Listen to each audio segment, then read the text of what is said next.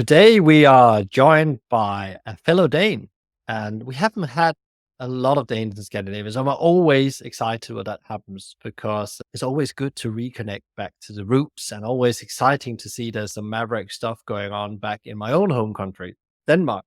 And Jonathan is our guest today. I can't actually remember. I think I met you online first, Jonathan, and then we met up in here in the UK and we got to start talking and you start talking about how you're actually trying to trailblaze financial wellness for frontline employees, which is very relevant in the times we live in and has always been very relevant in all the years I can remember. It's one of the biggest challenges some frontline employees is actually they having enough to have actually a good life when you work in hospitality or any frontline job. So with that said, welcome to the show, Jonathan. Thanks so much, Michael. Excited to be here. So the first time I heard about your company, I think actually it was shared friend Glenn that introduced and he said, "There's this company, Michael, all gravy you need to talk with." I thought, what the hell is that about? I thought. So, Jonathan, it would probably be good from a context point of view that you just give a bit about your background and how you started a company that's called All Gravy and it's about financial wellness. Where's the dots? Yeah, of course. I'll give a quick intro to myself and then jump into all gravy. So actually, I studied in the UK and started a very boring career in consulting for banks. So I come from the financial world, spent 3 years there with Excel and PowerPoint, and thought, you know what, I think I should be doing something else with my life than this. Then spent 4 years in different technology companies before going back to my roots, which is the hospitality world. So my mom has always been a waitress. She had a cafe for 2 years, failed miserably with that, and then went back to being a waitress. And yeah, my girlfriend's family has had a bunch of cafes as well. So it's a world I've, worked in since I was 5, grew up in, and yeah, was excited to try and build something in here. So going into All Gravy, I was really inspired by, I come from the finance world. Then I have a mom that worked as a waitress, and seeing how she managed finances was like a little bit of a wake up call for me. I was like, that's definitely not how they teach you how to do it in the world I come from. So the way she dealt with it was really, if she had a good week with a lot of tips, some of that money would go under the mattress. And then when a big bill comes or if we need to go travel, she'd look under the mattress to find money to get these things to happen, which is really a terrible way of dealing with finances. No one was really there to help her, not her employer, not the bank, because she wasn't rich enough that anyone really gave her advice. And, you don't really learn this stuff in school. So I think her experience is very similar to what a lot of employees and people in this industry are experiencing day to day, like not having a great system for managing their money.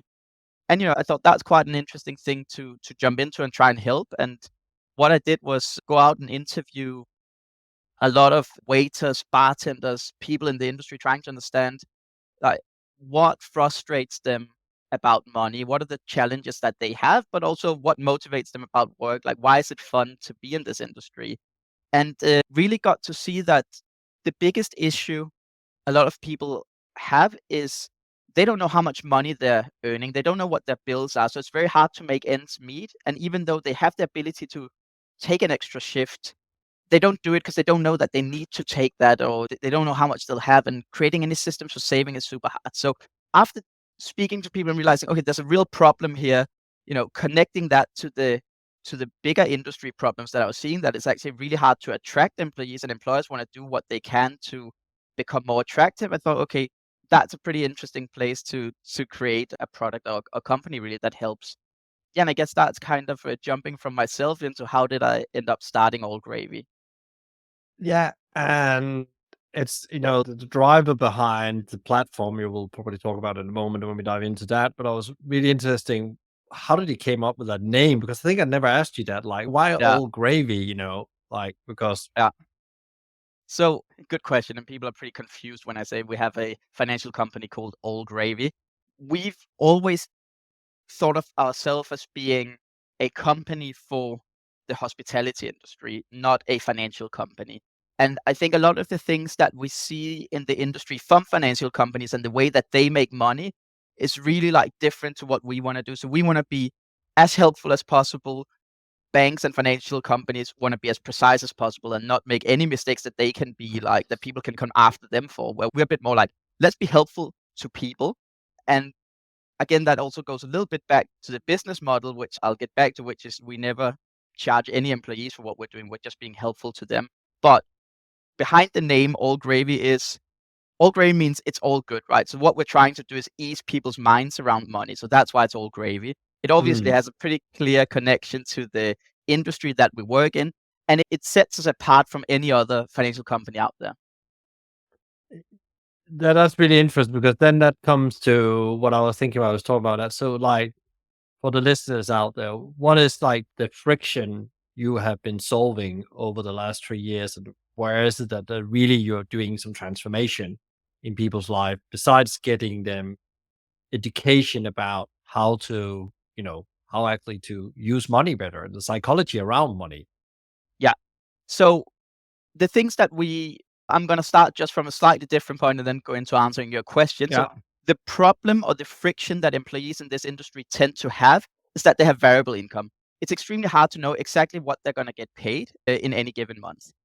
Now, this is both a problem and a superpower, you could say. It's a superpower in the sense that you can actually impact your own salary. But if you have no idea what kind of bills you're going to have and like what you need to set aside for savings, it's really hard to manage this. And if you don't know what you're going to get paid, then it's also really hard to manage your savings. So, or your work. So what we're doing is we're making it extremely clear for you exactly how much are you going to get paid, how much goes to your bills, and how much goes to any savings you have and what you have left for yourself.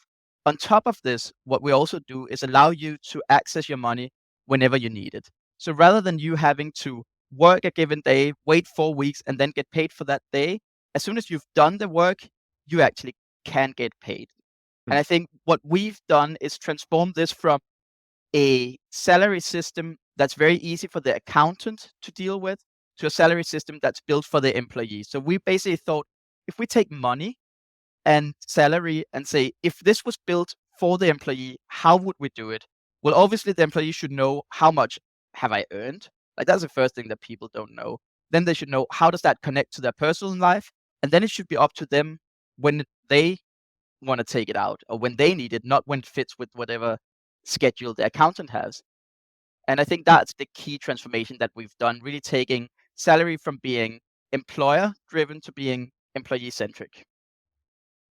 That's super interesting. If like we simplify that, what I have experienced as an operator in operation, where young people, they move from home, they move to the bigger city, they work in your establishment, and then they all have different landlords. That is actually claiming the rent on different dates. So, well, some of them Exactly. will be in the middle of the month, some will be the end of the month, some have totally obscure dates. And I can remember when I got that request the first time, I thought, oh, no, you get your salary on the first, and that's how we do. We just do one payroll. But actually, we found it out actually to one of the biggest retention tools we could change very quickly was to then we did payroll every week to do that. But that's of course has a cost to the business and some stress for the accountant. But it's really interesting here. I guess also what you take away from the business is also they don't have to manage that bit. That's actually now in the hands of you guys in the platform.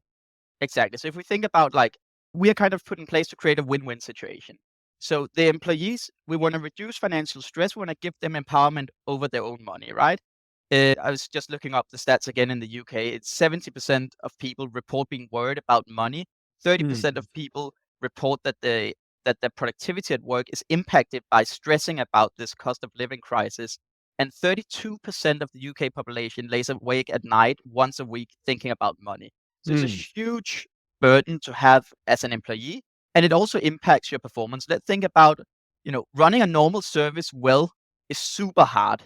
Running a normal service well when you're worried about whether you can pay the bill to your landlord is impossible, right? So we're both fixing the problems in terms of the stress for the employee, but also the performance that they can deliver at the job, which you can actually see in the stats, right? One, they take 20% more shifts because they're very motivated to do work. They can see what they actually get out of it, but they also stay longer. 15% is what we see across our customers.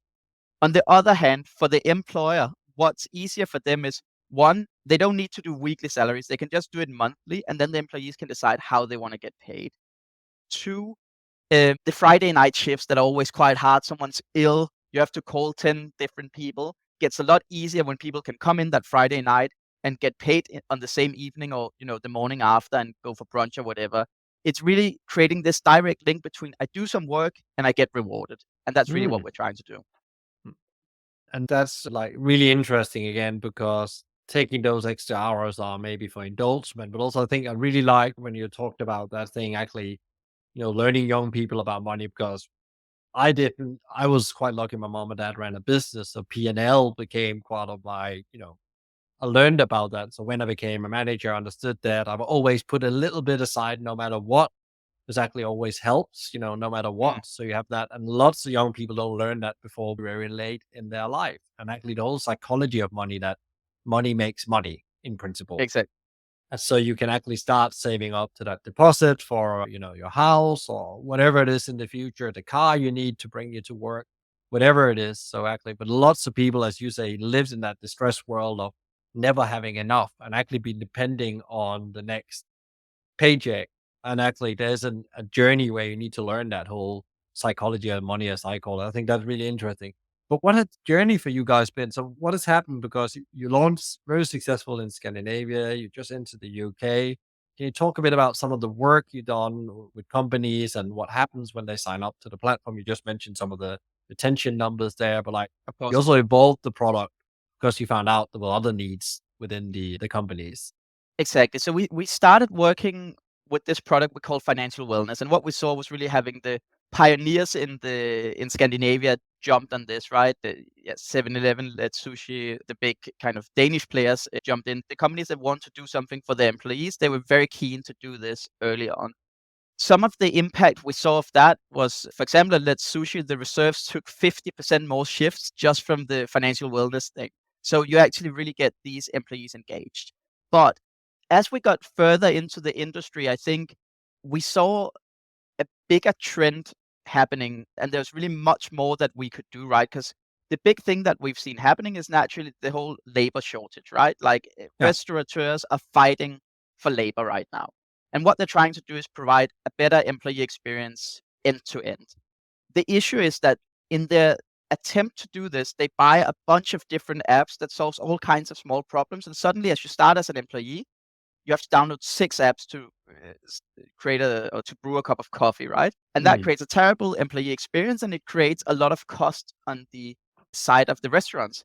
And then when the financial wellness app comes in as the 7th app, they're like, well, we can't have any more apps. So we saw a pretty fantastic opportunity for actually saying, okay, let's talk about the employee journey from end to end.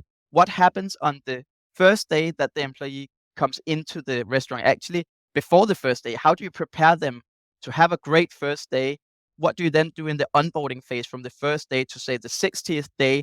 And then what do you do in what we call the growth phase? How do you create that entire employee journey? And that's really what we've created in one single platform, starting from the financial wellness, which we see being the most important for the employees, but then driving out to have one app that takes care of everything from pre-boarding, ensuring that you know what's expected, that you can train yourself, that you can actually start engaging with the manager. So you get rid of that first day anxiety, moving into the onboarding piece, constantly having exactly the information that you need, and then moving into what we call the community piece, which is the communications, being able to know what are the values of the companies, what are the new things that are happening that gets people excited about being there, and being able to communicate with your colleagues so you're part of something bigger.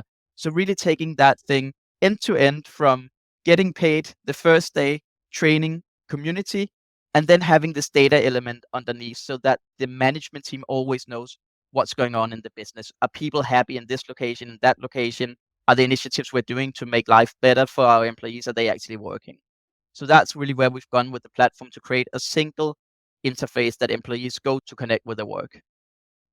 So it's quite interesting. So you talk about the management getting this data. Have you seen that management then have used that to, evolve other initiatives in their people strategy and how they build that end-to-end experience, which is, of course, on everybody's thoughts, as you said. All the operators I talked with this week, and we have Thursday now, and I talked with four Mm, different operators.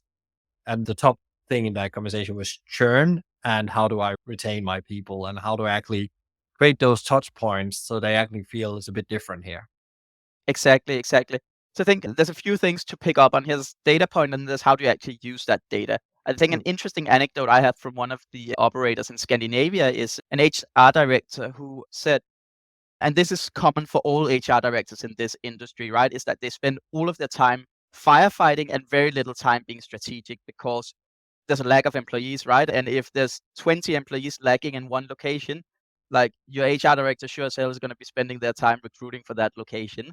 What yeah, she said is that over 2 months, she hired 30 people into one location that only needed 30 people, right? And after those 2 months, that location continually said, we need more people. And she was like, well, something's wrong here, right? I just recruited 30 people for this. Then had one of her team members go into the workforce management system, take out the data, and found out actually they're churning 100% of their employees in a 2 month period.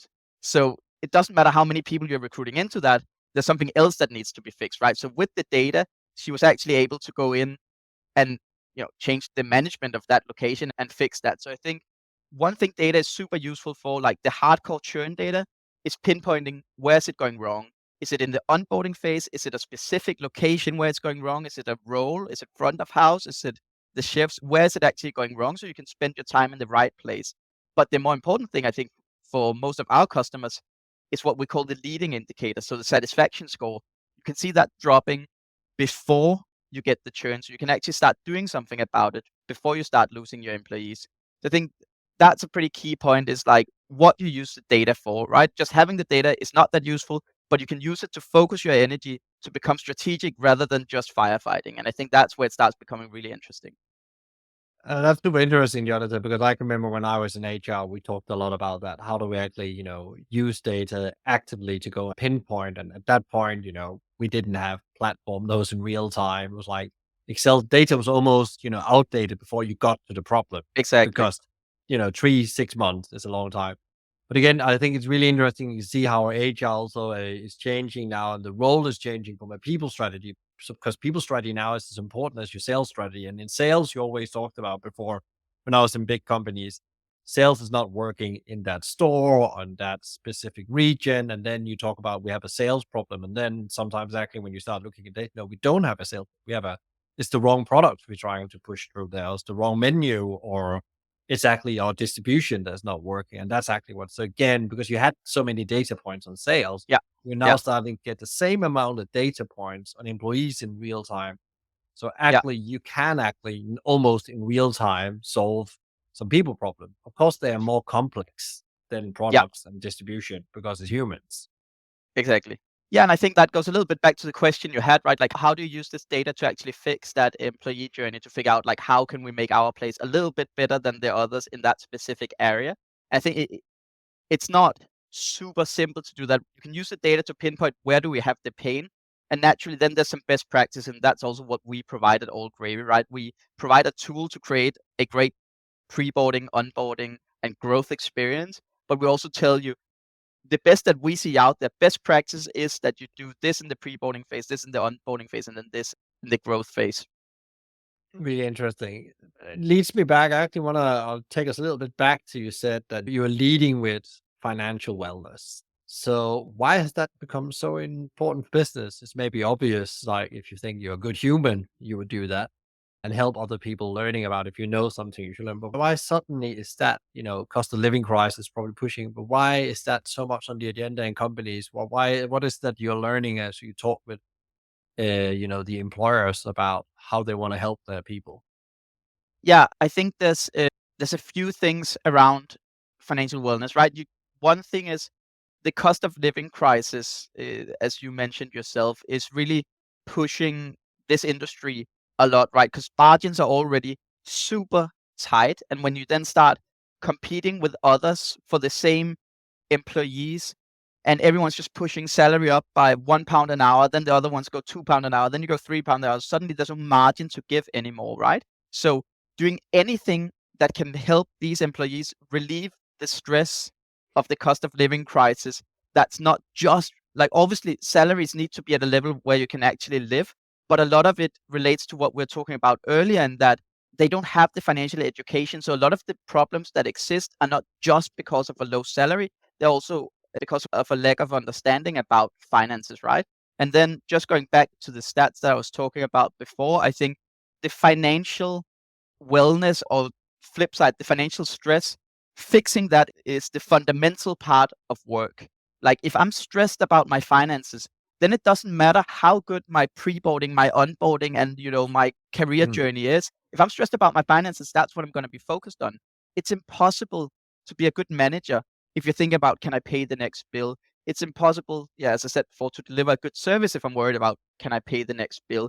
So I think this is why employers, to an increasing degree, taking on the financial wellness bit, because it's one, a productivity thing, two, it is the most central benefit you can give to your employees, is actually helping them sort their financial lives out. And that's really interesting. And you coming back to the foundation of like how you create, a platform for doing good work in principle. Mm, And I can remember in my time in HR, we talked a lot about what is the foundations we need to put in place to create this great people experience and employee journey from end to end. And actually, what we found out was a very simple thing is that there was actually, we didn't call it financial wellness at that time, but it was again, knowledge and education about money, budgeting. It was like very more focusing on budgeting. This is your yeah, salary. This is what you should be learning and outcome. And then we had a whole thing around actually what we learned was that it's a having the right amount of shifts again to be able to pay that yeah, and actually and then also just have a workplace you come into that works. So yeah, it's organized, there's a plan for the day, there's enough people at work to do the job, which I know is a huge challenge right now.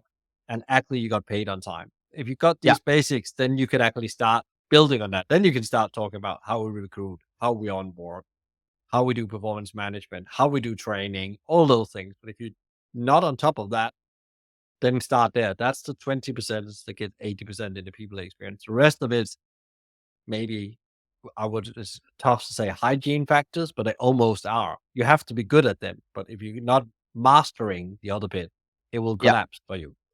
Yeah, and I think, especially in the UK market now, what we're seeing is it's table stakes. People are used to it, right? Like the monthly salary or even weekly salary, that's a salary mindset of 50 years ago, and it's just stuck because it's been too difficult to change it. Now people are starting to see you can actually deliver salary in a way that makes sense to our employees' lives and how they live. And once employees get used to that, you just need to have that, because if not, they're going to move somewhere else, right? Yeah, and I think that that comes really well as well to one of the other things I wanted to ask you about, Jonathan, is that, because you have all this data, you've been talking with, both operator, but also frontline employees you're out talking with. Yep. And often when you sit and have to develop your people strategy, having that insights with about, your target audience, like you build your business strategy from a customer point of view, but then if you build your HR strategy is for your employees' wants and needs, what Mm. exactly they expect of the future of work? Because there's a lot of surveys out there and so on. But what has been like your own learnings? What is that they really want from a job in hospitality, and what is really key to focus on? Yeah, really good question. I think so. Just for context, we've interviewed more than 500 employees in let's call it Gen Z, the future of work, really. And I think there's three main areas that we see that they have very high expectations of. And as a preface to that, what I want to say is that the modern employee, let's call it that, they have a more transactional view on working at a company. It used to be that, if you started working somewhere, you'd work there for 5 years and you'd be happy if you got your salary. Suddenly, employees are now thinking, what do I get out of working here? I could work over there, right? And by saying things are transactional, I'm not saying they're monetary. It's not just money they're looking for. They're looking for things like, do I identify with the values of this company? Can I see myself growing in here, etc.? Like these are the things that you need to live up to. And if we talk about the three different areas that we're seeing, one area is training and onboarding. Like when they go to a company, they expect that it's clear what the expectation is for them and that they're growing. And not just in the first 2 weeks until they can do the job, but there should actually be a plan for them. Like, where am I going to Mm, be in 2 years if I'm still here? Where am I going to be in 4 years? So that entire journey needs to be pretty clear. I think Shake Shack is probably the best example of that, right? The whole world where you move from one brand to another. There's a very clear route in terms of where you can go. During the Juice have also been fantastic at this. And I see a lot of different operators copying that style where you start at McDonald's, where you come from. Obviously, we're probably the first ones for that. But you start on the floor, then you can become a manager, then you can become a regional director. You can come in and join the SWAT team. Then you can go specialize within the coffee segment, or however you want to do it. But you can actually create a career. So that's super important for them. Second bit that we're seeing is flexibility is becoming incredibly important, to the degree that we hear from almost every single operator that they see people on a monthly basis quitting because they can't get rid of a shift. They'll come in and they'll be like, "Hey, I need to go to 21st birthday on Friday." And like, "Well, you can't, you have a shift." "All right." And then they never see them again. So Mm. that's you can say, you could say that they are spoiled, or you can accept that the employees are more empowered now. They just have different needs, and that's annoying as an operator, but you need to create loyalty in different ways. So flexibility in terms of shift is one thing. Flexibility in terms of salary is another thing that's increasingly becoming a demand. I want to decide when I've earned my money, when I can take it out. And flexibility in terms of like the job that they actually want to do.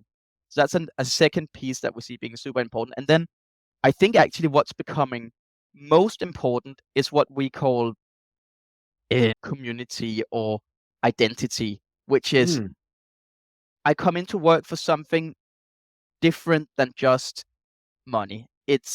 I don't just come to do a job. I come because I connect. Let's take John the Juice as an example. I connect with this plan of taking over the world. I want to be part of something that's growing and a movement. Or we could take Let's Sushi in Denmark are super known for being sustainability focused. People come in there because they really want to be part of something that's super sustainable and it fits with their identity, and therefore they connect with it.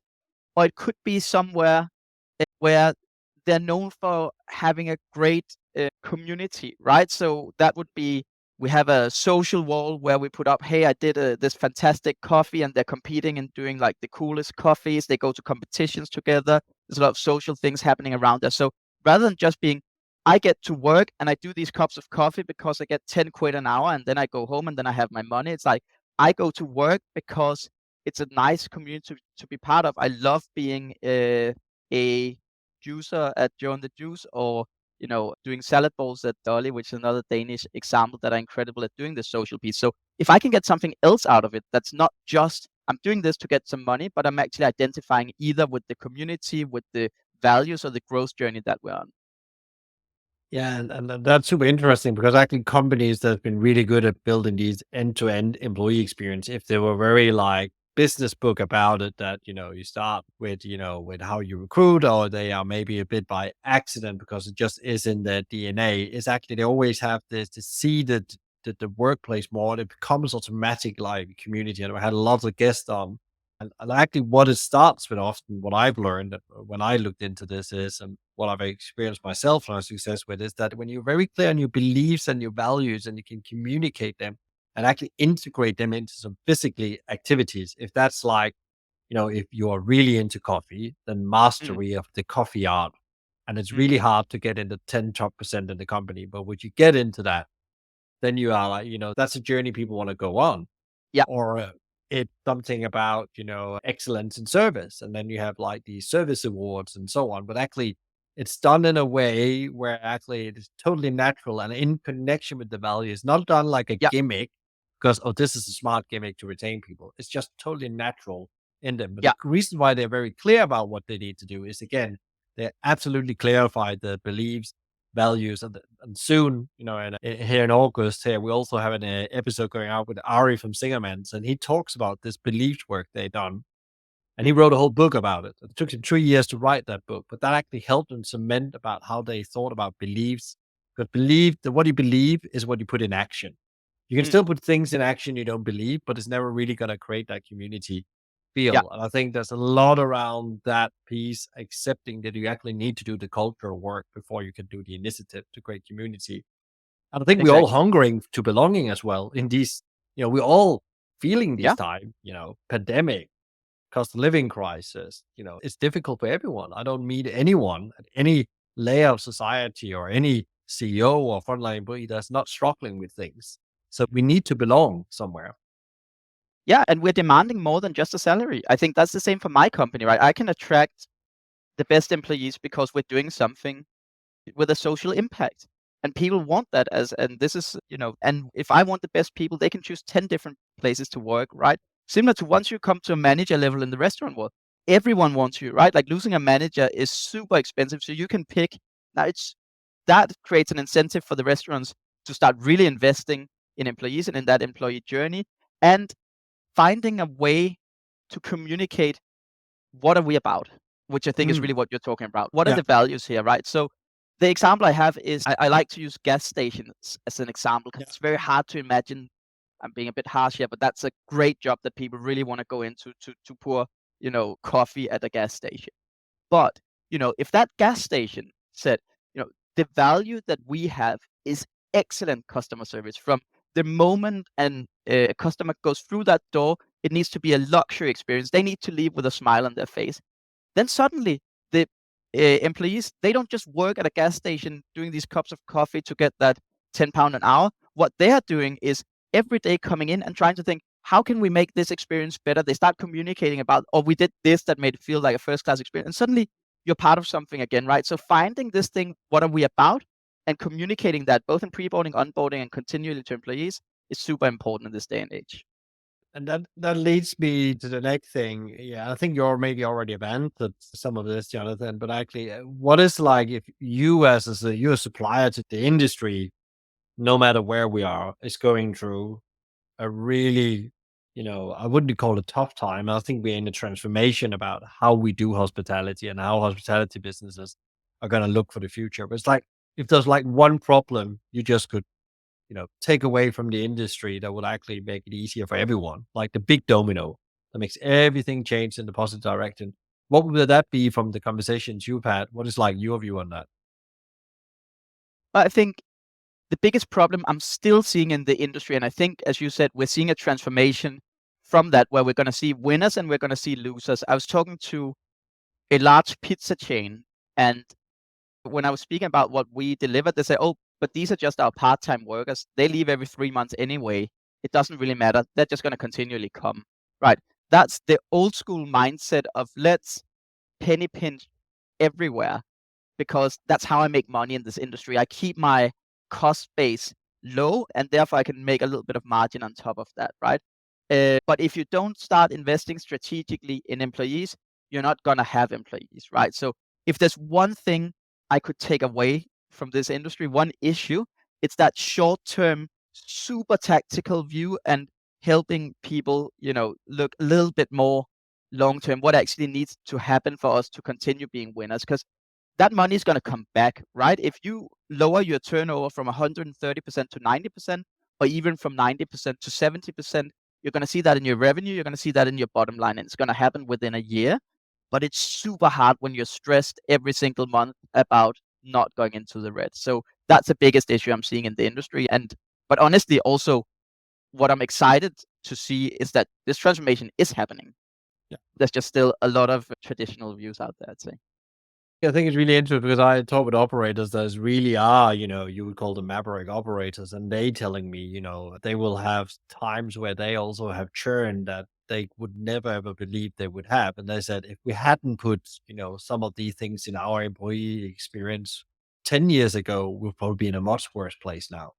We might even be on the brink of failuring if we didn't do these things where people say we're not. If that was benefits or that was like special part of training, whatever they have done, because every employee experience, my world, has to be cooked up differently. There's no algorithm for the employee experience because it has to, has the right connection to the purpose of the business, the direction the business are going in, again, how that business is positioned in the customer's mind. Because McDonald's is not for everyone, and the same as Joe and the Juice is also not for everyone. It's very clear. Sure. It's like two cultures that's very clear.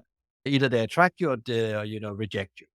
And Yeah. I think these are the winner in the future that really can build that, positioning on their employee strategy and actually go from you say it's really interesting that I've seen the same very tactical approach to people to a more strategic approach, like you would do in your marketing plan and your Mm. sales plan.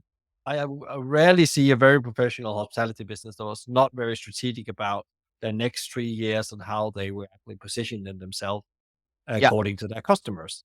yeah, The work also have to be done with the employees because they are too equal if the employees are not even more important because they actually deliver your culture and yeah. the experience you want to sell to the customer. Yeah, exactly. I think like that's also what people tend to forget is that your frontline workers is your marketing, right? Like if they're not happy, that's the experience your customers are gonna get. But I also think like that this just building on what you said, there's this term that has become super popular lately, right? Employee value proposition. That's Yeah, everyone's talking about this. And I think that is the key thing to nail.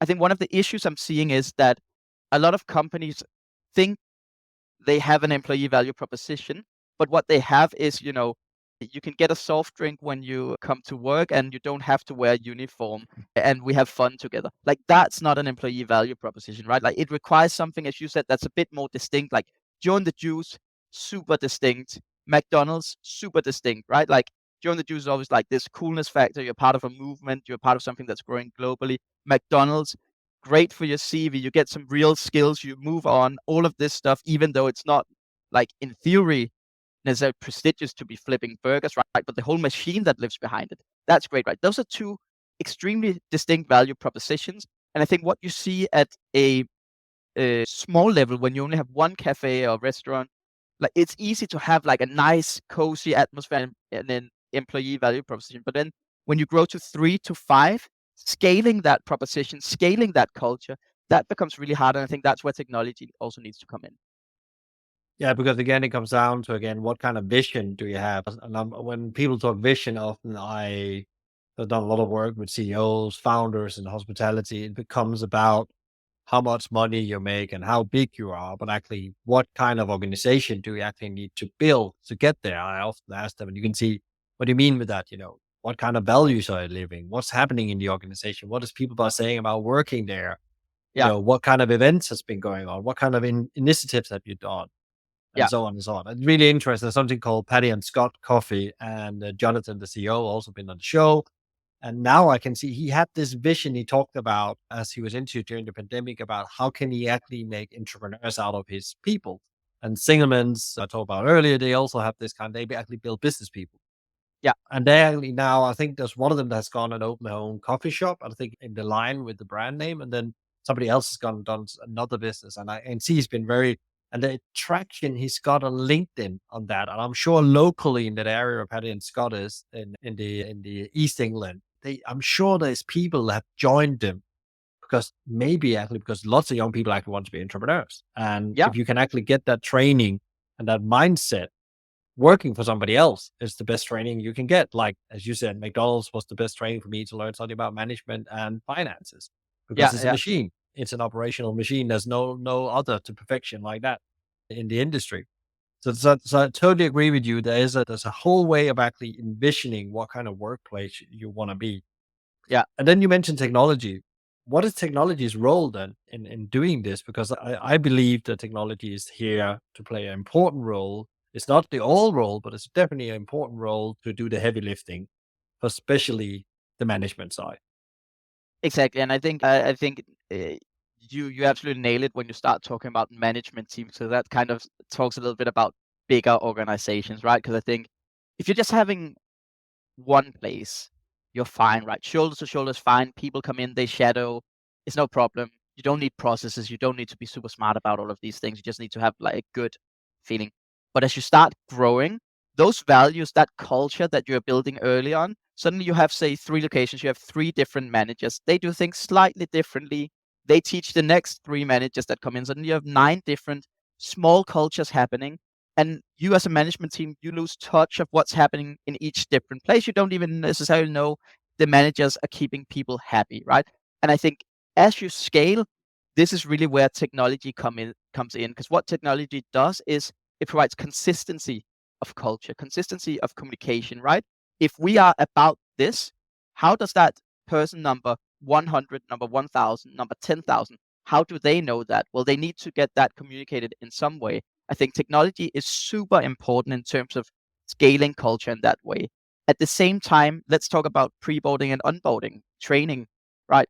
how do I ensure that people are consistently delivering at the standard and in the way I expect them to do?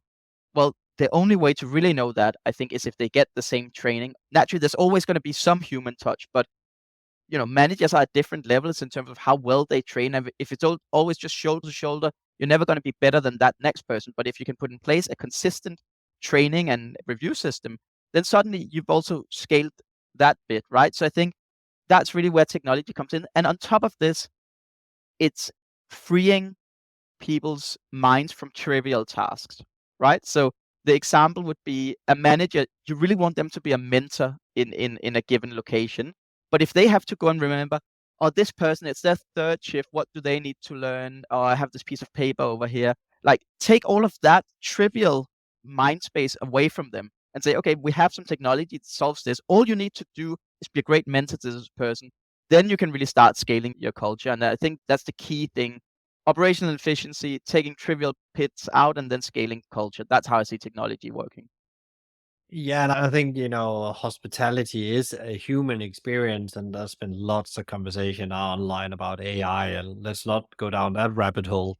But I actually think AI exactly can do that kind of thing for these organizations because it's still margins are tight. Yeah. Because you can only grow your sales certain way, so you need to find more efficient way.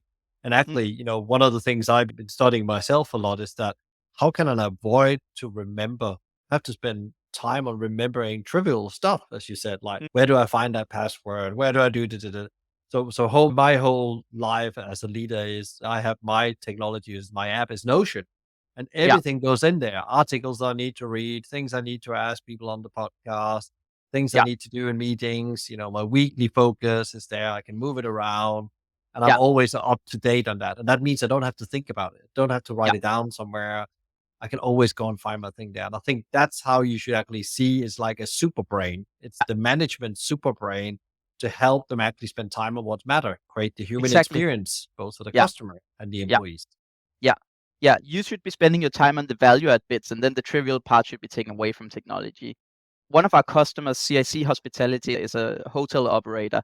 They're talking about the 1 and 2%, right? When Mm, you're in a tight margin business, it's always about finding that half percent, that 1%. Can this person do these two bits? Can we make this more efficient, right? And I think that's also where technology comes in, right? Rather than the new person always having to go ask a manager, it takes like 5 minutes out of each of their life. Like, you take that 1% out, if they just have access to that digital handbook, they can always find that answer. Processes are very clear, so they never mess up. If you constantly just add these 1% extra efficiencies everywhere, that really adds up over time when your margins are tight.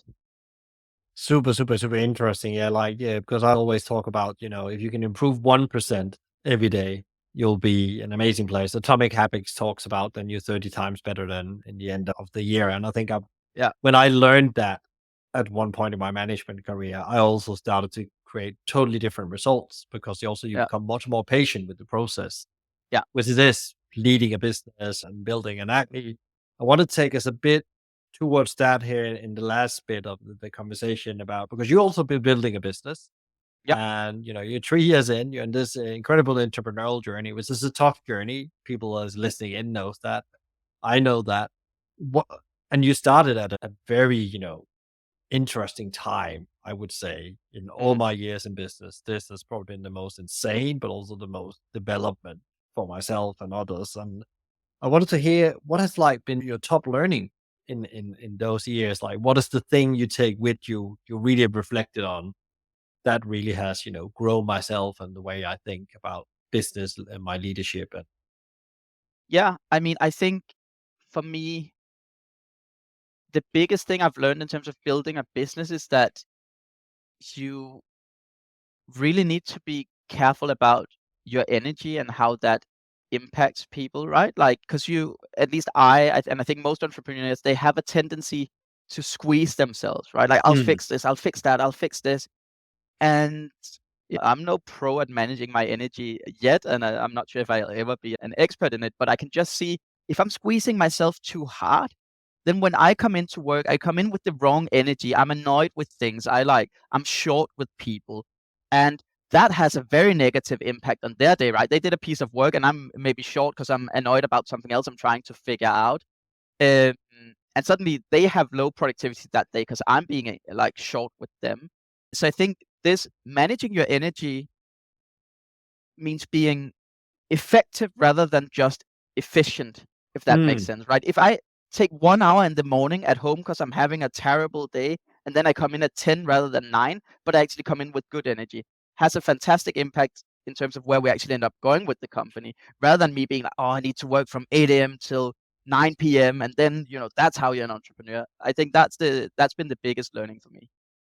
That's super interesting because when I ran a group of cafes, we had leaders, and I had this issue with them actually, and I was very aware, and I had a very good boss that learned me very early in my career. If you have a shit day, don't show up, or find out how you can actually get in the right state before you show up. Yeah, And it was very counterintuitive, and some people thought I was nuts. So my colleague in the industry, do you really say this? I heard you say to your manager, if you have a bad day, stay at home. Yeah, I have. That's a rule. If I come and I see they're in bad mood, I send them home.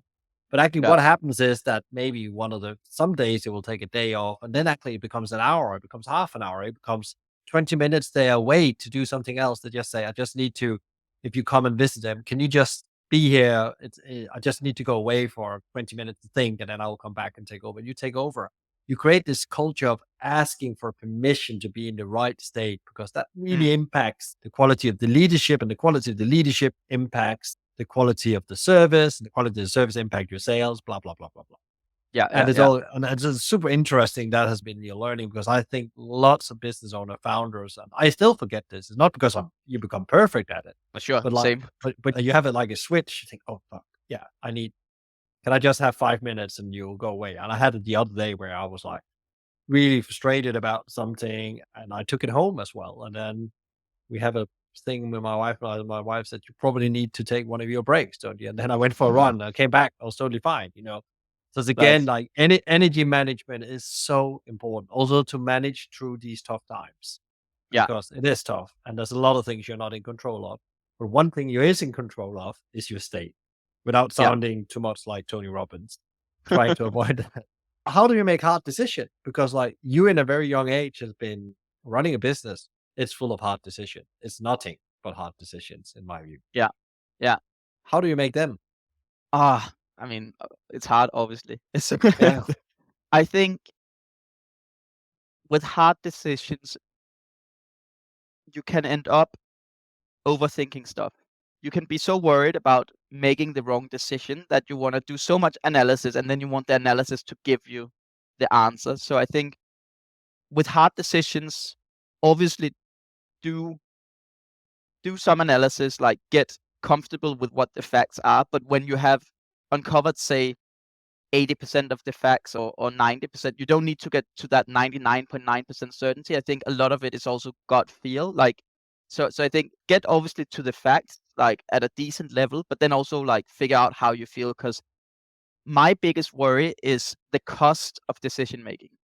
If Mm. that, like quite often, if something is 50-50 or 60-40, the cost of continually considering whether to go one way or the other often outweighs the difference between those two decisions.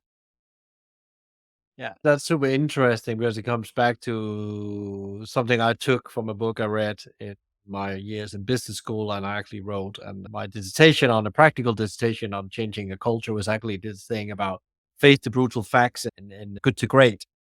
And actually, sometimes we try to avoid. Everybody can see what the brutal facts is down the lane. Everybody knows what the train crash is going to look like, but nobody Yeah. wants to make the decision because it's horrible. But if you actually do that, you're actually in a much better place to challenge that. And Right. and I think that it's important to be aware of your biases as well. And I think, being in a startup, you have to be super attentive to how much money you're spending at all times, and are you spending it in the right way, right? And for most startups, that means you need to let people go once in a while. And I hate letting people go. Most people Mm. do, right? So you tend to find excuses not to. So being aware of that bias and being okay, now you're considering whether it's the right decision to let someone go, then it probably is right, because you're going to try and find excuses not to do it because it's super uncomfortable. Yeah. So I think being aware of your own bias is also pretty important. Yeah, how do we gonna open tomorrow, and who's gonna do that job, and all those concerns. Actually, either it's the right people on the bus or the wrong people, and if you don't Yeah, get the wrong people off the bus, the right people will leave you. Going back exactly. again to Yeah, another great Jim Collins analogies from virtue than what and good to great. What yeah, is your top advice, Jonathan, to people or leaders out there that's trying to build this business as a force for good, and who had the employee experience, of course, is essential to yeah. become that force for good? What is your top advice to them? No, I think first of all, I think building a business that's a force for good is in essence the same as building any other businesses, but you just have an advantage in terms of how easily can you recruit people? How can you connect with partners that want to drive you out? So I think take advantage of the fact that you're doing something that's a force for good, but also don't forget that you're building a business, if that makes sense. Like drive it as if you're just building a normal business, but then think about, okay, when we then do go out and recruit, how can we communicate this in the right way? When we go to potential customers, how do we make sure we actually communicate this bit? And then going to partners, the same thing. And I say this not being very good at it myself, right? Because I tend to forget a little bit in the sense, or not, we have this Danish, which is like, you shouldn't think you are something or Yeah. whatever, right? But I think actually taking advantage of the fact that you're building something that is a force of good, I think is something that's pretty important. Yeah, and I think often we get, we forget actually, we actually start out, most business owners, as you wanted to change the financial situation of people's life, we then forget on that journey.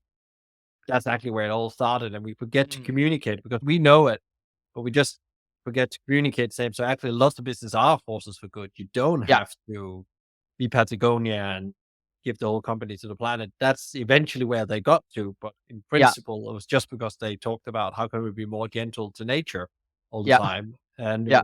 and it was just baked into everything they did to the zippers and so on, and they just continuously improved on that and remembered that intent that they Yes. had, and And then this it I'm became terrible the at thing. actually. Yeah, yeah, But it's and really important, right, to continually communicate internally as well. Why are we doing this? Right? It yeah. goes back to what we're talking about for restaurateurs as well and helping them with like, why should people connect to your company? It's the same if you're building a company which is a force for good. Like, why should people connect to your company? Well, that's a fantastic employee value proposition. If they care about this purpose that you have, then you're in a good position. So, where can people connect with you, Jonathan, if they want to hear more about financial wellness, how to build a better employee, study, see what all gravy is all about, and maybe learn more about all the insights you've had diving into companies that's really focusing well on this and trying to transform their employee experience? Yeah, so the best way to connect with me is on LinkedIn, Jonatan Marc Rasmussen, or the All Gravy Company page where we share insights as often as possible. There's obviously our website, allgravy.com. And if you want to contact me directly, there's also my email, jmr@allgravy.com. Yeah, so feel free to get in touch if you're excited by this topic. I always love to speak to other people that care about this. Jonathan, thank you so much for taking the time to come and share your journey, all Gravy's purpose, and the change you're trying to do within financial wellness. I wish you and the team power and energy for the journey ahead. There's still a lot of friction to be solved when it comes to this, I believe. For sure. Thank you so much for having me, Michael.